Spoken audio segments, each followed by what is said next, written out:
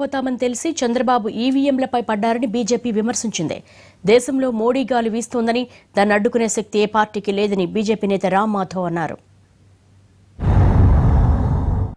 చంద్రబాబు నాయుడు గారు ఆల్రెడీ తన ఓటమిని స్వీకరించిన విధంగానే మాట్లాడుతున్నారు.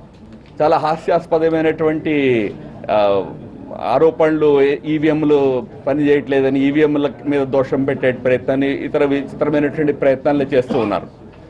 అనేక ఎన్నికల్లో ఈవీఎంలు వాడి ఆయన గెలిచారు. ఆయన గెలిచిన ఎన్నికల్లో ఈవీఎంలు వాడినప్పుడు అప్పుడు ఆయనకి ఈవీఎంలు తప్పు అనిపించలే. ఇవాళ ఎప్పుడైతే ఓటమి ఆయన ముందు కనబడుతున్నదో ఈవీఎంల మీద దోషం పెట్టే ప్రయత్నం చేస్తున్నారు. ఇదంతా హాస్యాస్పదమైన ఆరోపణ. ఈవీఎంలు కంప్లీట్లీ ట్యాంపర్ ఫ్రీ, అవి ఇండిపెండెంట్ మెషిన్స్. అనేక రకాల విచిత్రమైన ప్రచారాలు నేను వింటూ ఉన్నా. ఎక్కడో రిమోట్లీ ఈవీఎంస్ని కంట్రోల్ చేస్తారని. ఈవీఎంస్ని రిమోట్లీ కంట్రోల్ చేయడానికి దాని లోపల ఏమి ఎలక్ట్రానిక్ చిప్స్ ఉండవు. అవి ఇండిపెండెంట్ మెషిన్స్. ఏ మెషిన్కి ఆ మెషిన్ ఇండిపెండెంట్ మెషిన్ అది.